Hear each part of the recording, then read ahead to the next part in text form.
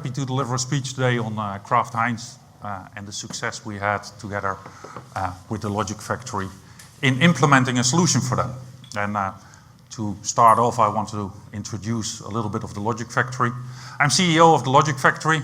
I'm working together with Quintiq, I just figured out during coffee, for almost 20 years and have been involved in a lot of their projects. 12 years ago, I founded the Logic Factory with the sole ambition to become the best Quintiq partner in the world for our customers. And we've been working on that for the past 12 years with an ever-growing team. We're now about 100 people located in our main office in Den Bosch, which is across the office of Quintiq in Den Bosch, with an office here in the US, which is across the Quintiq office in the US. And apart from that, with a delivery center and a development center in India, in Ahmedabad, the city where probably most of you haven't heard of. It's the 5th city of India, and it has almost an equal amount of people as New York, so it's quite a big city. I just returned last Sunday from a trip there, and it's great to have a team working there. Most of our people are actually there. If I talk about our people, I talk about the 100 people that mostly are Quintiq certified. And we at the Logic Factory are very proud that we have Quintiq certified people up to level 5 in all roles. We currently have 5 level 5s, which I think is unique. We deliver the services to customers, and we do that in a full service swing. So we do all roles, we do implementation, we do support, and we do even some additional services. Because I already heard from earlier speakers that one of the challenges is, of course, data. It was a challenge where we come later as well. And data services we also provide, so we help our customers, especially also with their data, but also with another hot topic that I heard in earlier speakers. It's change management, because these projects come with a lot of change. And the previous speaker talked about the mobiles and how easy it was and how we all adapted so fast on mobile solutions. And it made me wonder, why is it sometimes so difficult to, in a company or in a production system, introduce a new system and get that change where everybody adapted within 2 years on a smartphone? And that's one of the challenges we try to help our customers with. Let's start the presentation. Oh, you have the clicker now. I'll take the clicker. Kraft Heinz and the Logic Factory. You want to do the introduction of Kraft Heinz a bit? Sure. My role sits within the refrigerated procurement organization within Kraft Heinz. So what that covers is meat, but also cheese and dairy products as well. What we did with the Logic Factory starting back in 2017 was looking at the formulation side of our meat business, replacing a legacy system we had there that was used both for central planning, but also at the plants to generate batch sheets for production of those meat products. So Eric was able to come in and help us with the project to replace that system, but also some other legacy systems to optimize our planning for the meat business. Yeah, and if we talk Kraft Heinz, as you probably understand now, I'm Dutch, judging by my English. I moved here 2 years ago, and actually I didn't know Oscar Mayer. And I don't know if you're all Americans, but if you're all Americans, then you recognize this picture as the Wienermobile. I never saw it, and probably 80% of the audience now has that song in their head, which comes along with it. I don't know it. I didn't know Oscar Mayer. I didn't know the Wienermobile, and didn't know the song. But what I did soon find out is that it's a magnificent production organization where we were very proud to work with. And where we did, I think, a great system we will explain. But before we do that, I'm going to do one of the things I sort of specialize sometimes in, and that's making optimization puzzles very simple. Because actually, Jeroen said it earlier, sometimes the trick is in keep it simple. So therefore, I like to explain what we did at Kraft Heinz. And mainly it's about pancakes and waffles. I'm a hobby cook in my off-duty hours, I would say. And one of the things I came across is pancakes and waffles. And pancakes and waffles is actually very simple. You have a recipe for both of them. If you want to make 10 pancakes, you take a medium-sized egg, some white flour, milk, sugar, kitchen salt, stir it all very good. All the lumps need to be gone, and then you bake it. And actually, the recipe for waffles is almost the same, only waffles are a bit thicker, so you need 2 medium-sized eggs, a little less flour, a bit more water, and a bit of more salt. No, the same salt. Okay, and stir everything, and you need a little different machine. You don't need a pan, you need a waffle iron. Very simple, and actually I do this every now and then for charity, because I live in America now for 2 years, and yeah, my sons play football in the local high school football team, so we have these fundraisers, and we make pancakes and waffles. And I put together a shopping list for my boys to get, so they got to the local store, got me eggs, flour, gallon of milk, and some ingredients. And actually now the problem sort of occurs, because we figured out that if we would sell one pancake, we could sell it for $1. And we could sell a waffle for $1.35. Now we had this limited shopping list, and we had a lot of hungry football players. So the trick now is, what do we have to make? And essentially, this is the problem that we solved at Kraft Heinz. Any ideas? I see Mark sitting. Now I got you, Mark. You should solve this. Mark is the only one who can indeed testify that I worked with Quintiq 20 years, because he's there a bit longer. I will not put you on the spot. We have actually the outcome of this. The ideal solution is baking 6 batches of 10 pancakes and 2 batches of 6 waffles. And the local football team gets $76.20. And why is that? If you look at the problem, and it's almost a high school problem, the problem is that you have a limited amount of eggs and a limited amount of flour. Now, 1 egg in the pancake is worth $1. 1 egg in the waffle is only worth 67.5 cents. So you want to make as much pancakes as possible, because that will help you raise the highest volume. But if you do that, and if you use all your eggs in the pancakes, then you figure out that you don't have enough flour. Now, therefore, you have to make some waffles. And this is the ideal combination. And it looks like a very simple puzzle.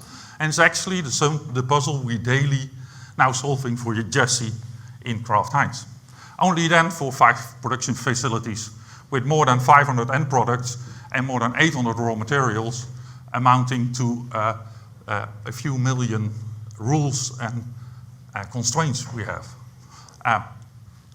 I'll take it over to you how we did that. All right, so if we just talk about the meat formulation puzzle almost as a linear programming problem, what we're trying to do here is really to minimize that total cost of our formulations, not just in individual products, but across the system, while fulfilling all of our batch demand. So batch demand, what we're talking about here, is the raw batch demand that our plants have for production to produce finished products.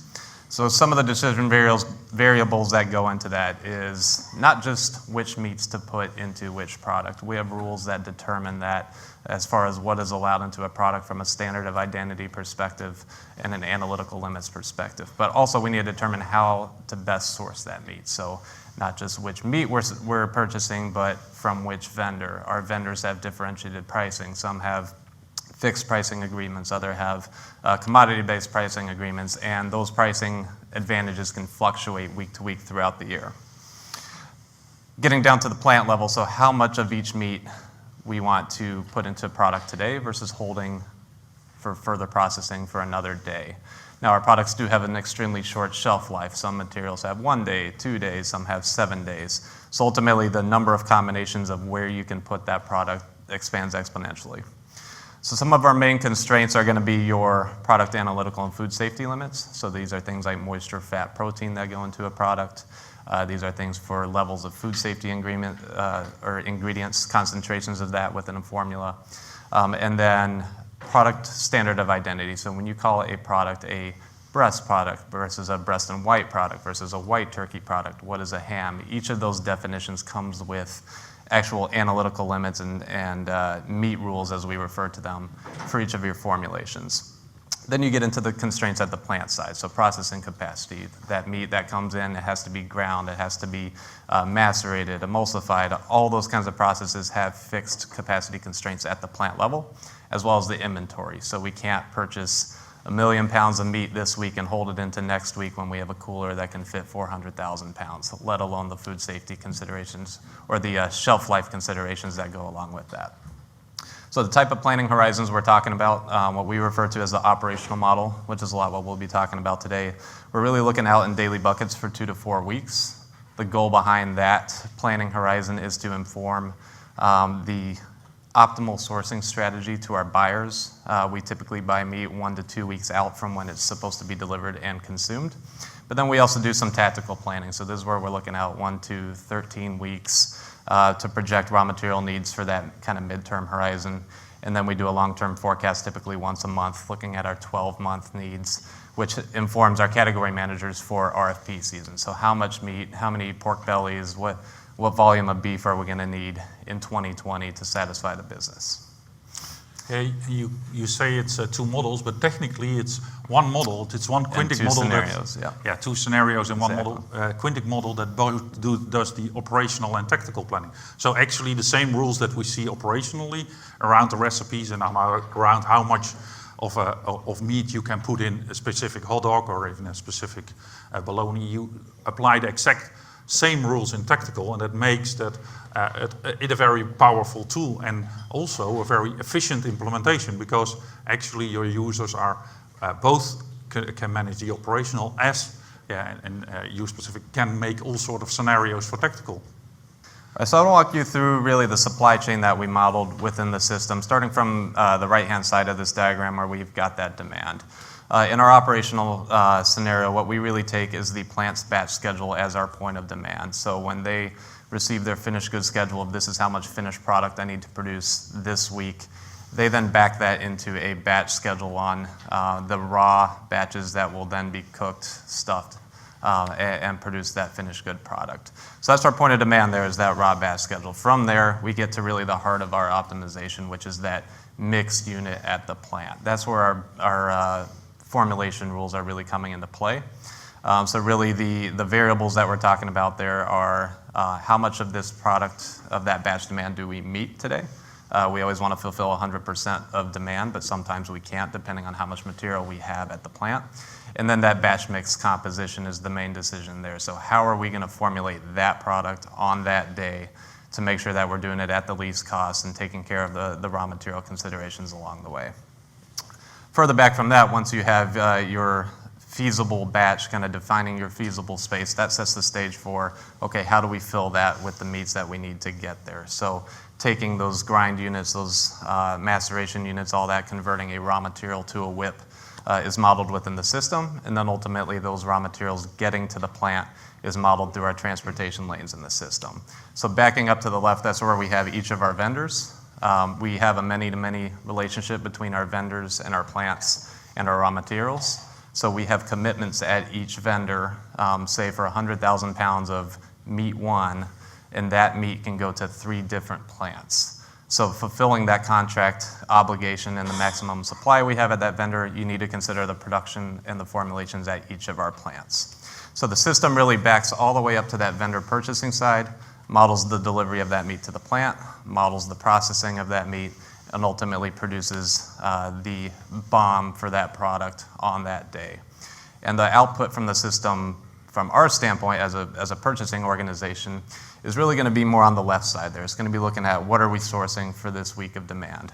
For the plants, what they get is an actual batch sheet for that product. So when the model solves the product, everything looks good. We publish batch sheets, which then actually get printed off on the plant floor and says put 100 pounds of this, 200 pounds of that into these batches, and that gets used for production. And one thing I realize is that I think one decision, maybe we have overlooked it, but there's also the freeze and unfreeze decision, because actually that makes it that made it for me a lot more complex. Apart from buying a meat, you can also buy them and freeze them because you actually are going to use them later. But with a limited freezer capacity, it's a bit bigger than our home freezers. It's bigger than the pancakes and waffles freezer I have, but still a huge decision in the supply chain, I think.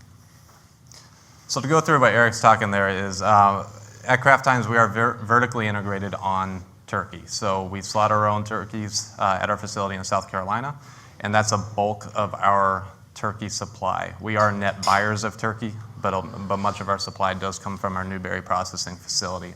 So just to illustrate what that means in terms of what constraints are in play at different points in time in the year, this is a typical demand picture for cold cuts, lunch meat, hot dogs. We have peaks in the summer.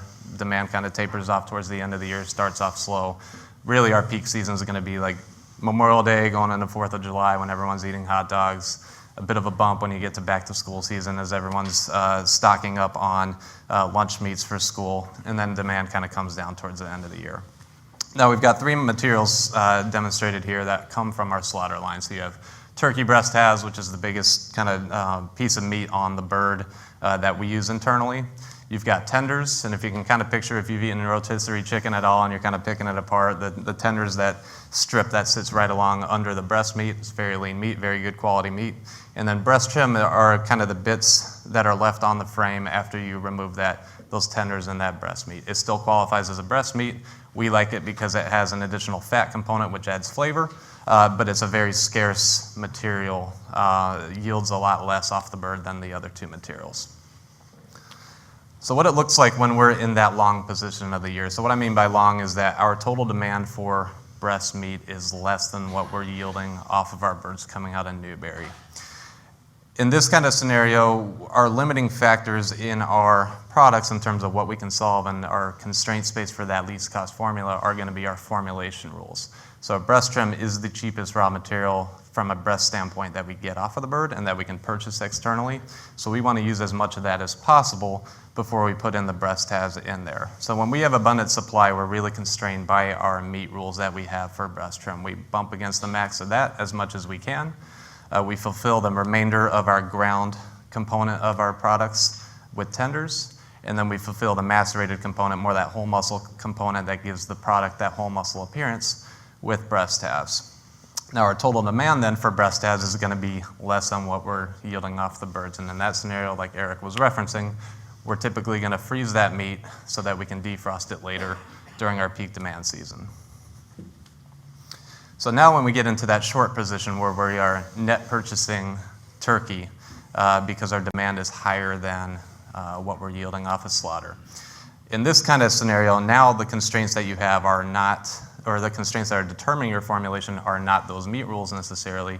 You're running into your supply constraints. So when we look at our breast trim meat rule, sure, we can go up to 10%, but we don't have enough supply to get to that 10%. So our limiting factor determining our formulation is actually our supply base. And then on top of that, we're kind of limited by what we can do from a least cost perspective because we don't have enough tenders to fulfill our maximum tenders. So at this point, that's when we start to defrost that breast meat that we have in the freezer to fulfill the formulation. And we're really formulating to least cost based on our supply constraints as opposed to our formulation constraints. Yeah, for us, this was really a thing that we needed to comprehend during the project, because actually in different times of the year, you certainly have almost different bottlenecks, because on the one hand, you sometimes have just your supply. It's actually a simpler puzzle. Yeah, it's like the pancakes and waffles, Foodie the pancakes and waffles puzzle. You just have to figure out what to put in to make as much against the low cost. But then in some area, in some periods, the supply is not there, and then you suddenly run into other problems and run into problems with your meat rules. So to walk through our implementation, show you guys some screenshots of what we have in the system. We set up a dummy product. This is a dummy semi-finished good, an example of a product that we could produce in the system. If you can picture, this could be a turkey cold cut product that uses those 3 materials that we were just looking at. It could be a ham product that's going to use ET hams and some ground pork trims that we buy on the market. Could be a hot dog with different trims that go into that. Really, this will just kind of illustrate how we have meat rules within the system that apply to each of those materials and how we formulate within that. So to set that up, our dummy product can consume 3 meat raw materials. It's going to have 8 non-meat raw materials. These are everything from spices that are used for flavoring. So obviously we want to have good tasting product. It could be food safety ingredients to make sure that we have that shelf life that we need on our finished products. And then we just set up 4 product analytical constraints. So when we're talking about moisture, protein, fat, that sort of thing, we'll show how we can solve within that. And then we have separate rules called meat rules. So meat rules only apply to the meat block portion of this product. It's not going to apply to the spice and water that can go into the product as well. From a supply base, we set up a little model supply chain here, very simple. It's all externally sourced, so we're not going to say any of this material is coming from our slaughter facility. We just have 2 different vendors with different pricing at different points in the year, and each of those vendors has a contracted minimum and maximum supply available. And we use a dummy product because actually the recipes are secret, of course. Exactly. And because otherwise you all would know how to make these delicious hot dogs or other products below me. Exactly.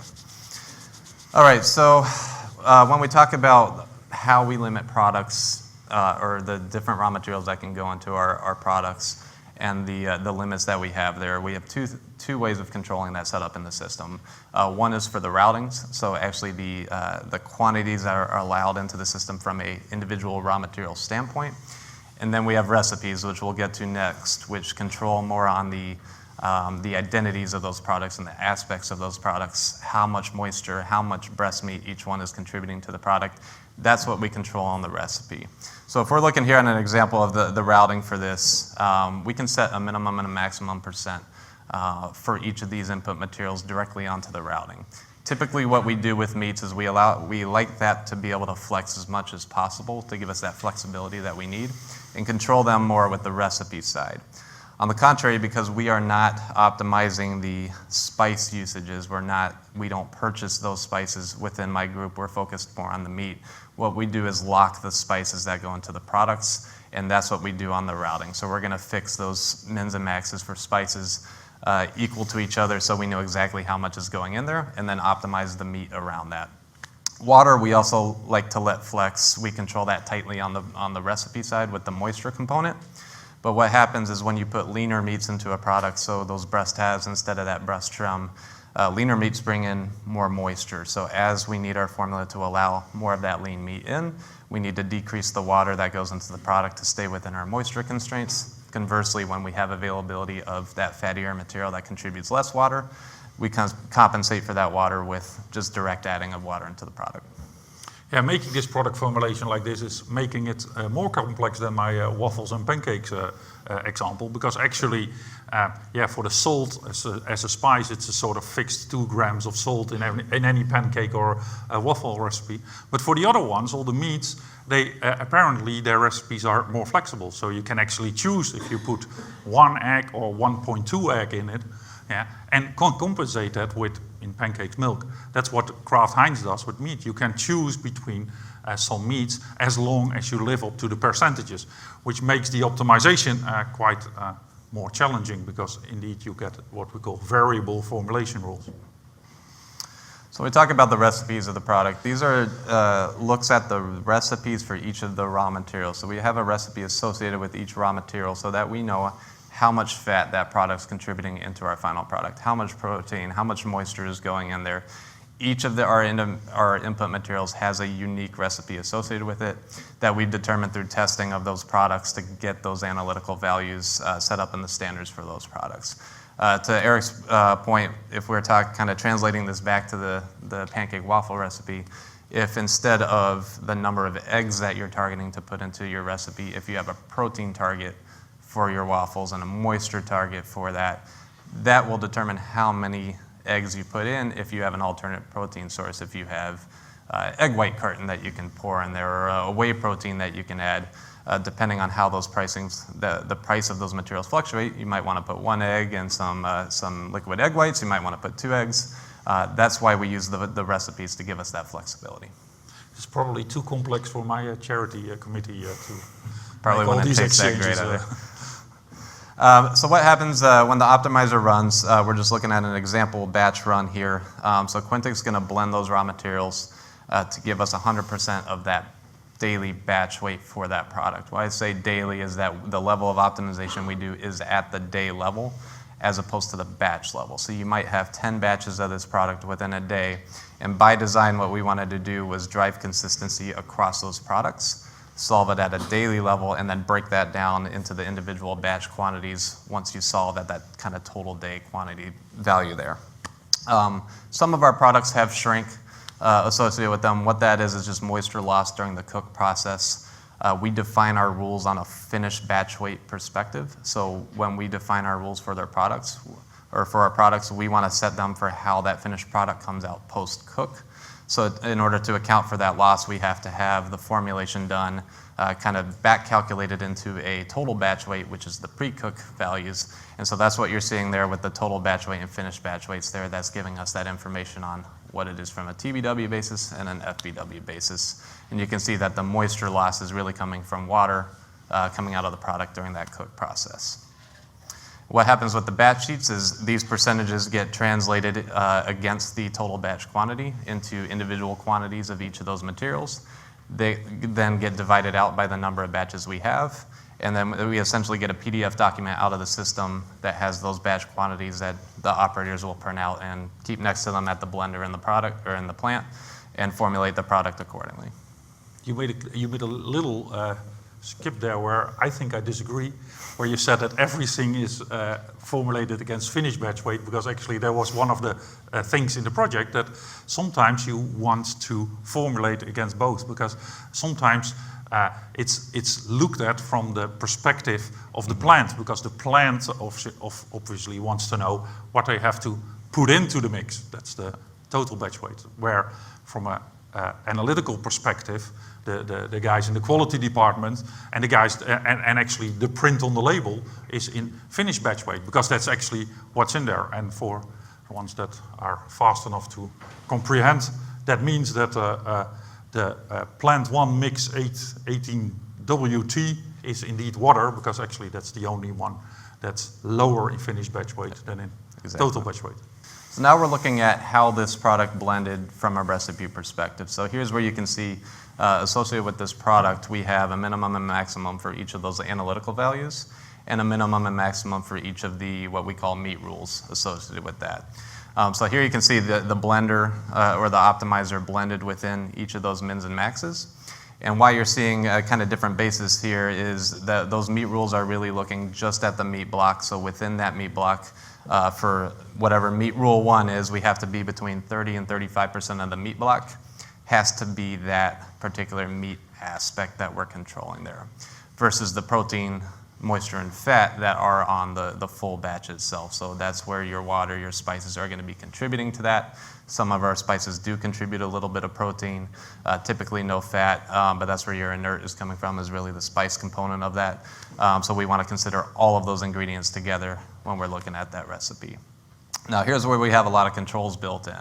Sometimes based on what demand the plant has in there, whether they overstate it or understated some demand for something else that led to them using up some inventory that we expected to have that we now don't. Sometimes it's impossible to formulate with what they have at the plant. In that case, the optimizer will throw a flag that says, hey, you're out of compliance on your moisture level, your protein level, or this particular meat rule. In that case, if that flag goes up, we can't generate a batch sheet. One of our controls is we want them to make sure that any batch sheet that comes out of the system is in compliance with the product definitions that we have. And so when we see those flags, that is kind of our planner's first notification to say, okay, why is that occurring? Is it because we don't have enough of that meat? Hey, plant, you have 12 batches of this product scheduled. You're only going to be able to produce 11 or 10 or whatever that might be. Adjust that, replan, and then when we get a good solve, we can generate the batch sheet.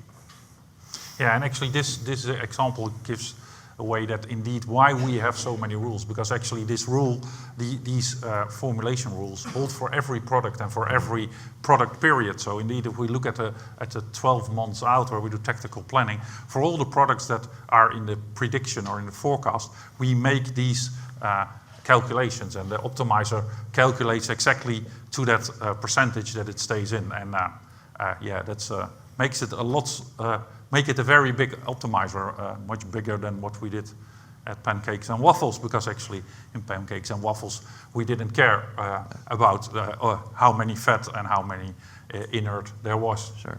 Would be a good idea, because actually sometimes my boys mix up the recipe. So looking at more of a tactical view of this, top left we just kind of have a diagram just projected out volume versus our contracted minimums and maximums on one of these particular materials.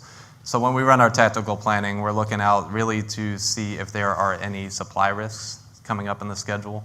What we use this for is to have a cadence with our finished good planners to say, hey, if you guys are planning on bringing this plant down at that time for some downtime, some scheduled maintenance, or they're planning around a holiday, anything like that, what we like to highlight with them is to say, okay, we have a true supply risk here, whether we're at risk of going under our contractually obligated minimum supply, meaning that we would need to pull demand forward into that week, or if we're at risk of exceeding our supply, meaning, hey, we need to go out and find some spot availability of that material on the market.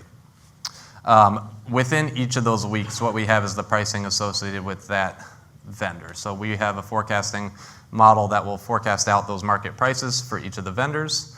We feed that into Quintiq. Quintiq then says, hey, on October 6th, here's what the price is going to be for that raw material. Here's our 2 suppliers that we have. Here's the pricing at each of those suppliers. If you need this much material that week, we want to max out the supply from the lowest cost vendor while meeting the minimum commit we have from the higher cost vendor. So what it'll typically do is source at the minimum for that more expensive vendor and then get all of our additional supply above the minimum for the cheaper vendor. And that can change week to week. So depending on the function that we have with a supplier, supplier 1 might be cheaper this week, but supplier 2 might be cheaper the next week. So lesson learned, we can go to the list here. I'm inviting Eric to chime in here, especially on the first one.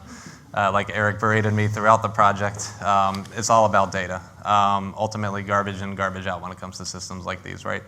One thing that in hindsight we did not do enough of was that dedicated data wrangling early in the project. What we wanted to do, we had a legacy system where all these formulation rules were defined. That data ultimately, when we got into it during the course of the project, was not nearly as clean as we had hoped it would be. What we tried to do through the project was kind of clean that data while we proceeded with some modeling exercises. Ultimately, that caused some delays further on when we went to try to test the product, test the system. We started running into those data issues. So we kept coming back to having to clean up data, clean up data, clean up data. Hindsight, and for anyone considering a project like this, do that up front, get it right, get the data in shape. It's going to save you a lot of headaches further down the line when you get into modeling.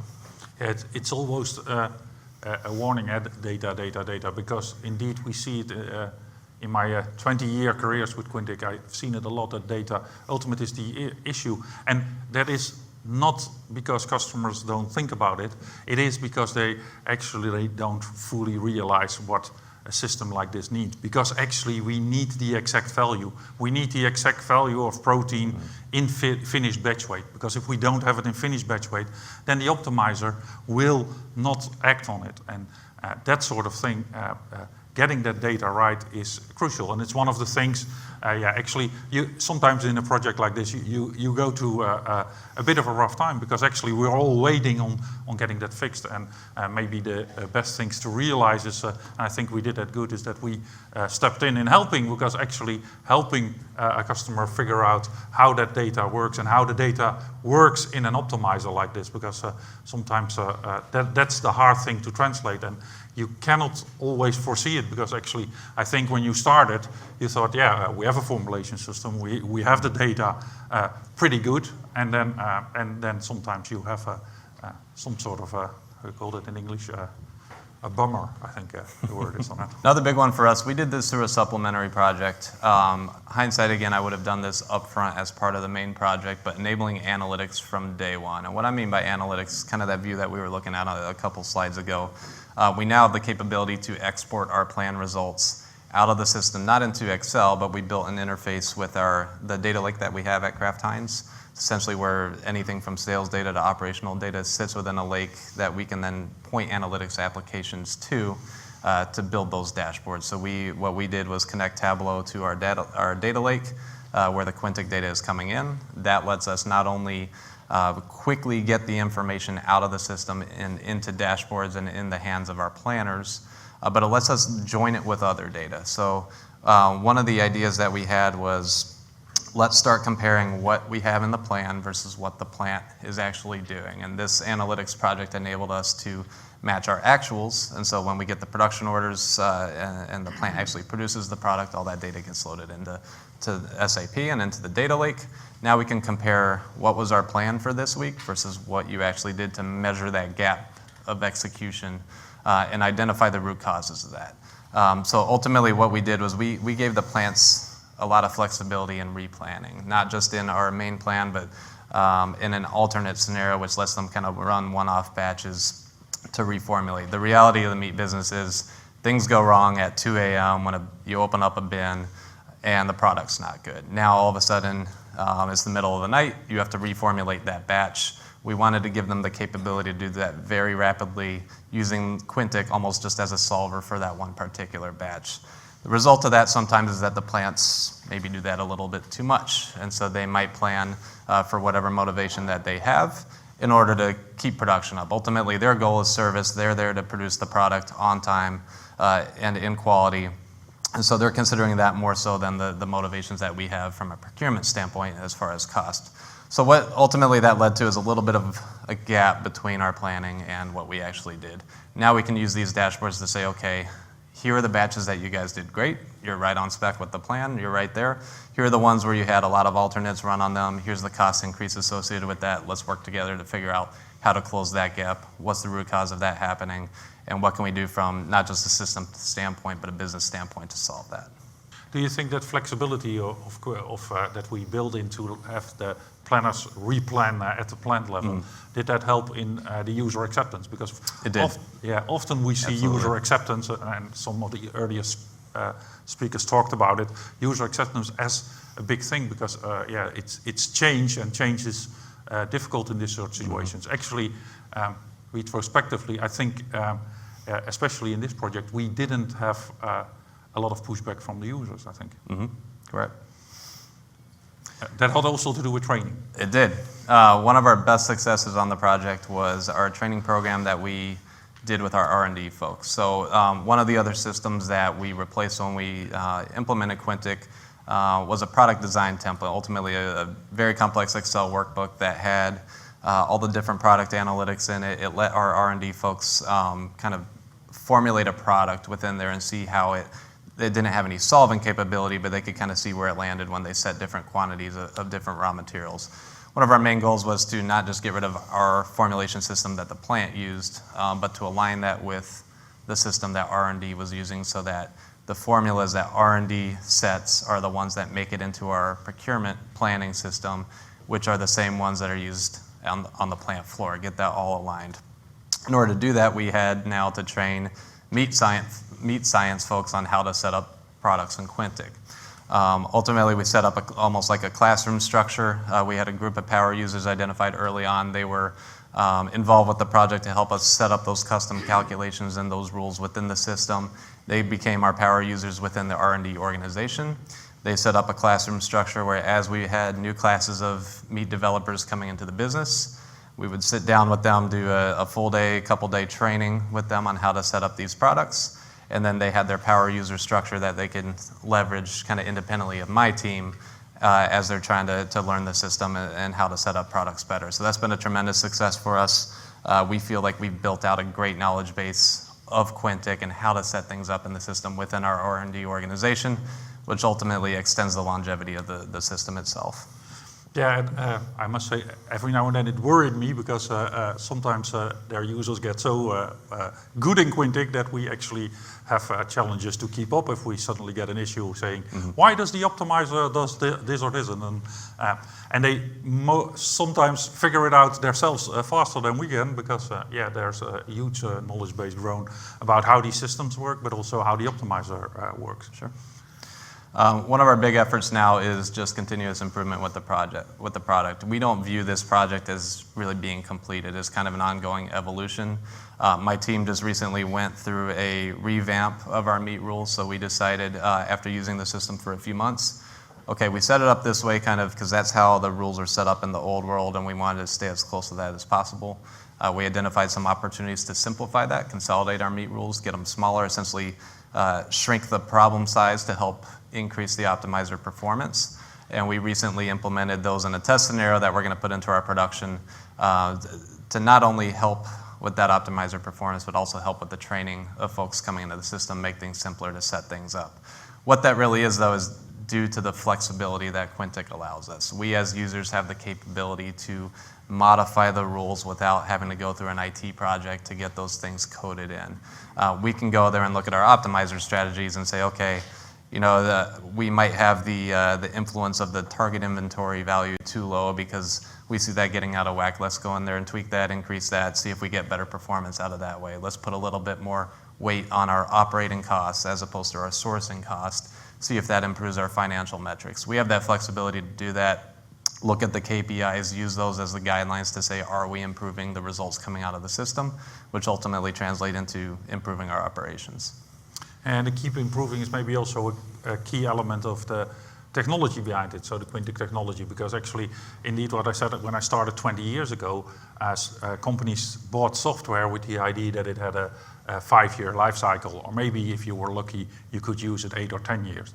I think nowadays, we are aware that systems like this, if you keep improving and if you keep investing in it, actually give you the ability to keep growing, and especially in Quintiq, where new releases are brought out of the standard software that help you indeed leverage on new technology, improved optimization, and as long as you indeed keep up with that, then as a company, I think you got a great chance to have a tool that keeps improving for you. So our achievements, just to summarize here, with our implementation, we were able to do this start to finish in just over 1 year. So we were in, I think, April of 2017. We went live in May of 2018, spent the balance of 2018 kind of more in a pilot mode, doing concurrent planning with our old system, ramping that up towards the end of the year, and we went full go live at the start of this year. We were able to retire our old system. Really, the system we replaced were our legacy formulation system, which is an internally developed program that the plants used to get their batch sheets. We replaced the R&D development workbook that I talked about earlier. And then we had another workbook, like we were talking earlier, Excel. Everybody loves Excel. Everything was driven out of Excel, and that's what we projected our raw materials with. Now we are projecting the raw material needs with the formulas that both the plants are using and R&D expects us to be using. And that really acts as the single formulation source of truth. Before, you could ask R&D, oh, how is this product formulated? They gave you one answer, we would give you another one, and the plants would give you another. Now we're all on the same page there. And our biggest achievement lately has been that integration with the analytics application. So the work that we've been able to do to get these dashboards built out in Tableau and start joining that with data elsewhere in the business, looking at operational yield, looking at profitability from a sales standpoint versus what we're formulating to. Those are all things that we can start doing, and that was all made possible by having this data in Quintiq and being able to get it out so readily. Benefits, really where our financial benefit comes from is improved sourcing decisions. So what were we ordering before? Was that the least cost? What are we ordering now? Where have we been able to take advantage of additional supply of cheaper materials because our flexible formulas allow it? That's really what's driving the savings from a procurement standpoint. The other side of that is identification of reformulation opportunities. So what I mean by that is looking at our meat rules, see where we're solving against them, see what the limiting factors are, and knowing that if we adjust those, that will help us lower cost. That helps us identify, okay, how can we change the specification for this product, the meat rules we have, the analytical limits that we have, in a way that lowers cost without compromising quality. We were able to identify some pretty major projects on our cold cut side through the data that we were getting out of Quintiq and looking at to say, okay, we can formulate this way, we'll have the same quality, but it just lowers the cost for us. That raw material forecast alignment is another big one for us too. And what I was talking about earlier when we look at our mins and maxes, we take those as constraints within the system. So when we project our needs for a raw material, if we just used a fixed formula, that might say, okay, you need this material and it's going to go above your maximum. We then know that there's going to have to be some substitution there. And that was all more of a manual calculation before. Now, because we constrain on those min and max supply, it lets us really highlight what are true supply risks. So where do we have areas where the floor on a particular meat in our meat rules is putting us above our maximum supply, or if our maximum on a material is putting us under our minimum supply on that, that lets our procurement folks get ahead of the problem, address that with our suppliers, mitigate some of that supplier risk, shift planning around. All of that has given us that ability instead of hiding kind of behind the manual calculations that we had to do before. And then greater insight into plant operations. So now because we are looking at the system that the plants are pulling their batch sheets from, we can see how those products are formulated. We can see the inventory flows coming in through the system. We have a much better idea of not only what are they doing, but what they can do. And so when we have meetings with them about whether they're running into shelf life issues on a particular raw material, we can actually pull that data up within the system, say, okay, you know what, you're right. We ordered way too much of this particular raw material. We have a shelf life risk. Let's shift some batch demand forward to take care of that. Ultimately, would you say it's financially successful because that's... Yeah, so I won't disclose numbers, but I will say that we met the benchmarks for what we would call, financial benchmarks for what we call a successful project. And that's kind of illustrated also by the fact that we're looking to now expand beyond meat. So because my group also covers the cheese and dairy space, we have some similar sorts of opportunities on our cheese and dairy products, things like Velveeta sauce or Kraft singles, those sorts of products that are formulated have similar types of recipes that we have on meat, a little bit of flexibility there. We see a lot of overlap potential for the system, and we're looking to expand into that space now. Yeah, we're looking forward to doing cheese and dairy. The first thing I learned about cheese and dairy is that Philadelphia is not produced in Philadelphia. Any questions on pancakes or waffles? Or? We would try. So ultimately, our old system didn't have the same sort of flexible formulation capability on a macro scale. What we could do was look at individual batches, solve an individual batch flexibly, but we couldn't do it for our entire problem. So ultimately, what it came down to is it was all more of a review type of process. So what we would do is look at the variances, and when I talk about variances, it's basically the cost variance of what the plant actually did versus what the least cost or the standard cost is for that product. We would almost just review the data after the fact, say, okay, you guys went over here. Why did that happen? The plants would say, oh, because of this, this, and this. But then you would just kind of get the same thing week over week. What we're able to do now is not solve that on the backside, but solve that on the front side and kind of proactively mitigate those risks. But yeah, our capability before this was extremely limited.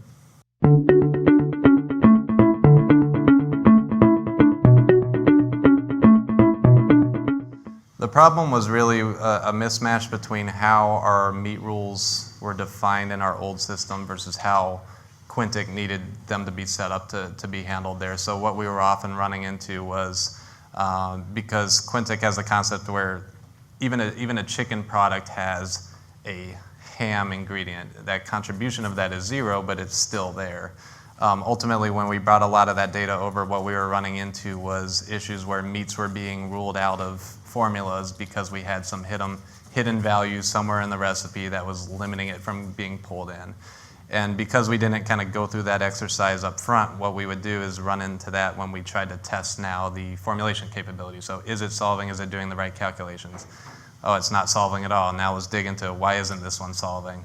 Okay, we got this product fixed. Now let's test it on, beef hot dogs. And we do it there and we run into the same issue. So what it was kind of just tripping us up in not testing the formulation itself necessarily, but all the other functionality in the system was kind of getting hung up by our data limitations on the formulation space. Yeah, one time we actually moved to a system where we made this big matrix and said, yeah, let's now start with figuring it out for one product, for one demand, and see if that works. And if we do that, can we now make it work for one product for 10 demands? And then if we can do that, can we now do 2 products, 1 demand, 2 products, 2 demand? And so slowly worked through all the test cases, because actually the data was holding us back on seeing if actually the optimizer did what we expected to do.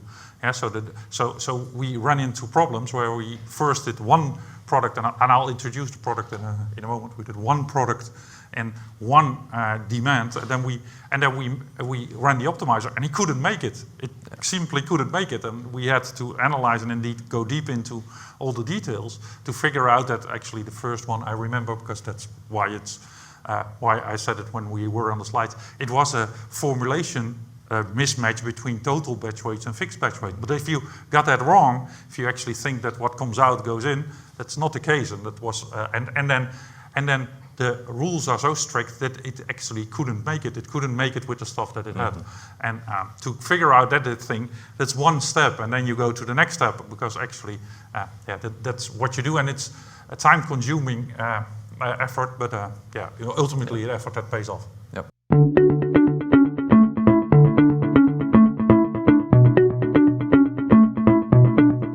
Yeah, ultimately, if we're talking specifically about the formulation things, I think the process Eric described worked well, where we would just look at that individual product. And so a lot of our products fit into families. So when we talk about like deli fresh turkey, it's the kolka that everyone's seen at the grocery store, we have multiple SKUs within that family. They all have the same meat rules. So we have a mesquite one, a honey smoked, Italian herb. The meat component of that is all the same. So if we can fix that on one of those products, we can then apply that across the family and know that that family is fixed. Same with beef franks. We have different sizes of packaging, bun length versus jumbo. They all have the same meat rules. So if we can solve that on one beef hot dog, then we can fix all of them. So we kind of took that approach of, okay, let's pick one product from each family, figure out what's the issue on the recipe that we have set up for that one, apply that across the board, and that's ultimately how we resolved all of them. But it did take a lot of data cleansing, because actually you find one problem and then you have to do it for all the recipes and for all the routings and to work your way through it. And yeah, it's a system that pays off, but yeah, a painful thing to go through every now and then.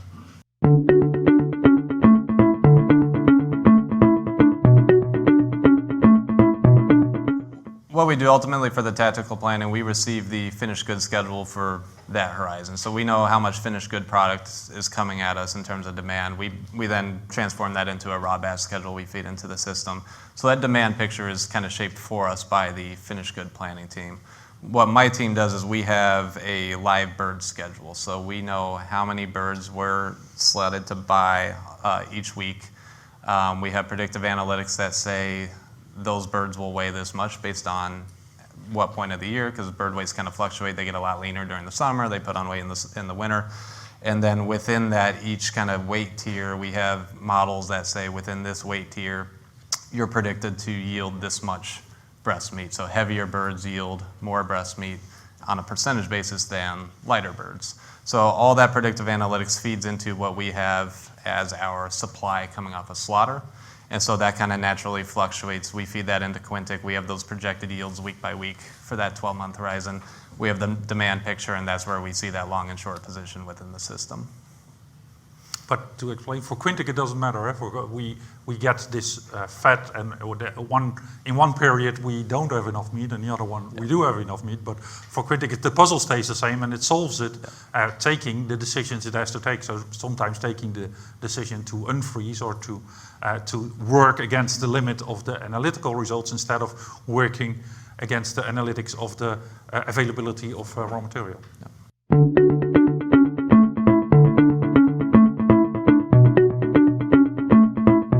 Sure. So what it allows us to do is, from a plant perspective, it's quicker adaptability to changes in their supply. So what we're able to do, instead of planners taking forever to try to manually find a batch that works, That was a process that was very labor intensive in our old system. You essentially had someone with an offline spreadsheet saying, okay, we're projected short on this material with these formulas, so I got to redo this formula. Okay, that fixes that material, but then that kind of, you push the other side of the balloon out, now I got to fix that problem. Being able to solve everything together just speeds that process up for them. They spend less time planning, more time executing on the plan. From our standpoint, what it's really enabled us is kind of speed to bring new products to production. So because our R&D developers are working directly within the system, they're able to run test solves on things, say, okay, if I run this product, I think it's going to solve this way, but let me put in demand for these other products that use the same kind of raw materials that are restricted. So I can say, okay, it's actually going to solve this way. Am I okay with that, or do I need to tighten up my specs? They kind of see that variability up front. They can bake that into their design decisions, and by the time they kind of finalize it, we can get it from our R&D scenario into our operational production scenario same day that we need to go. As soon as that product's ready to go, we just need to order the materials and we can produce it. I would say that they came highly recommended from Quintiq, and the advantage that we have working with Eric is we really feel that partner relationship with them, as opposed to our IT department had no experience with the Quintiq product whatsoever. So trying to kind of have them lead the implementation and all that, the requirements gathering, it just wasn't even feasible. They were able to work on kind of the back-end work with the interfaces we have for inventories from SAP, that sort of thing. But what we got with working with the Logic Factory was that kind of partner relationship, obviously deep expertise that Eric has, and we felt like we had just additional members on our project team. So we didn't get to just put away our day jobs when we did this project. All my team was kind of doing everything we were doing before, plus working on this project. But when we had Brian and the other consultants from the Logic Factory coming in, we felt like, okay, we're in good hands. We have additional members on the team, and it was just a great experience that we had with them.